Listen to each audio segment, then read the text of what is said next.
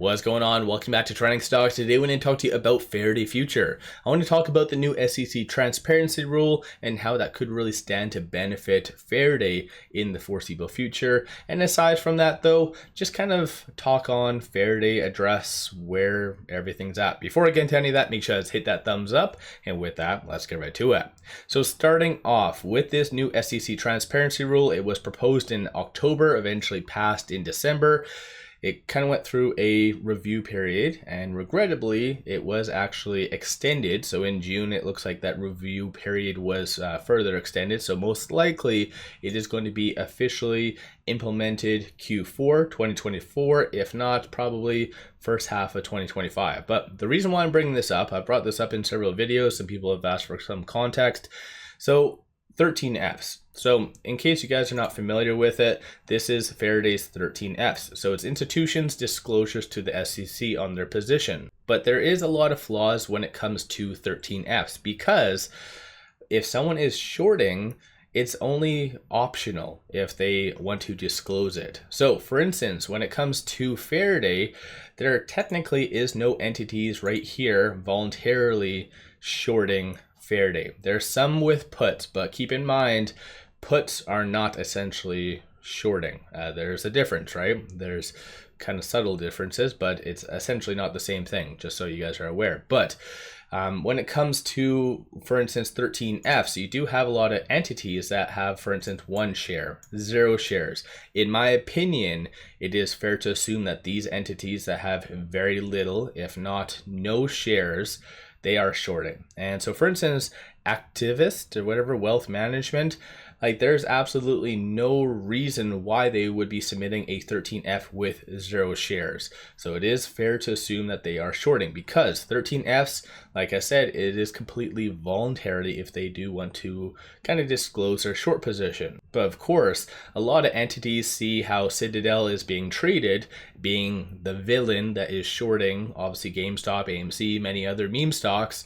So why would they voluntarily do that, right? When it comes to, for instance, SoFi, I do cover SoFi under this channel as well, and you do have some entities that do voluntarily kind of disclose their short position, but still with this new SEC transparency rule, the reason why I'm bringing this up is those 13 Fs, you will have to disclose both your long and your short position. So that definitely adds a lot of transparency, and technically, in my opinion at least, really does de-incentivize shorting, because like I said, nobody wants to be seen as the villain that is shorting maybe a small micro cap stock or AMC, GameStop. You guys get the idea, right? So I think this new SEC transparency rule would really benefit the broader market, and thus through Faraday, especially if you're under that camp that likes to believe that it is being very heavily shorted, naked shorting and everything else like that. This rule would really benefit. Plus, if companies are on that whole threshold list, that does mean that companies would have to, at that moment, disclose their short positions. So once again, kind of really might also kind of escalate the whole transparency rule for that aspect as well. So the whole threshold list. So I think that's kind of a good thing. So once again, I just wanted to bring this up. And I just wanted to, like I said, just kind of vaguely talk on Faraday. So over the last several videos, I've obviously expressed my opinion on that whole 10 to 20 day rule and why Faraday might be making a wrong decision when it comes down to the whole reverse stock split. But I just wanted to kind of clear the air, because despite some individuals, so there's this guy who's kind of comical right here. I'm actually arguing with him back and forth, 𝗪𝗪𝗧 48-17. He actually thinks that I'm somehow in, or I guess running the Faraday whatever. I don't know. It's completely crazy if you ask me. Some people's tinfoil hat. But anyways, beside the point though, he's somehow saying that I'm manipulating Faraday and investors, giving you guys wrong information because I want to be your fucking leader for some goddamn reason. Like I've said, so you guys can listen to me, I do not give a shit if you buy. I do not give a shit if you sell. I don't care what you do. All I'm saying is I am going over what I feel is coming next. And based on over the last 2 years, I've been very very accurate. So when it comes to it, like I said, I still do feel that 20 days is going to be used in Faraday's case. But does that mean that it is the end all be all? No. Let's say come September 2nd, so that's going to be the next trading day after the 31st, so August 31st, technically NASDAQ would be serving Faraday with a Form 25, so immediate delisting. Faraday can easily, once again, appeal it, so pay $20,000, and it appeals it, goes to the NASDAQ hearing panel once again, where Faraday could just say, hey, sorry, my bad, I thought I was using like 10 or possibly even 15 days as the benchmark. I didn't know it could be up to 20. Obviously, the NASDAQ could accept that or not, but Faraday can appeal it. So, like I said, Faraday might be acting on some other information that, I don't know, maybe only they know. That means only 10.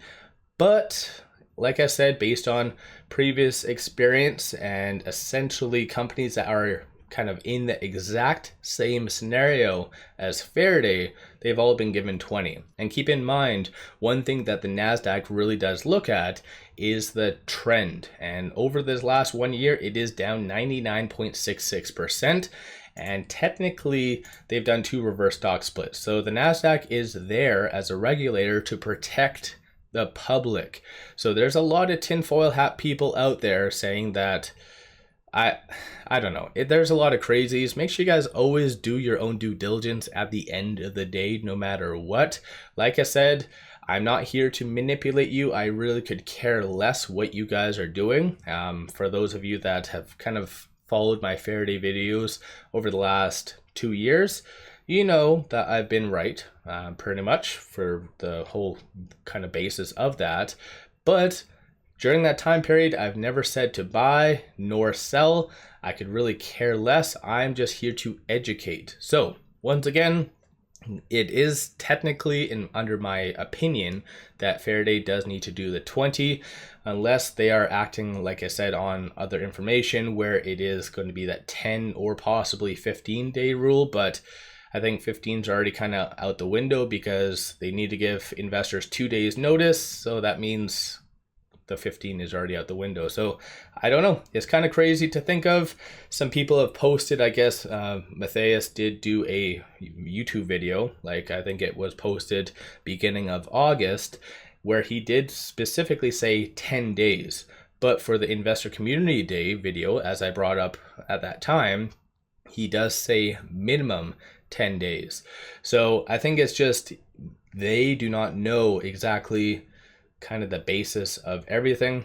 So yeah, we'll just have to wait and see. I know that's kind of not what people want to hear, but regrettably, that's pretty much the only thing that we as investors can do. And just for transparency purposes, I do have a long position in Faraday, not a big position, but I do have a long position. So yeah, I wanted to say that because a lot of people seem to be hating on me because I shorted Faraday in the past, which at that time, like I said, I always do bring up all the time institutions. I bring up a lot of the data points.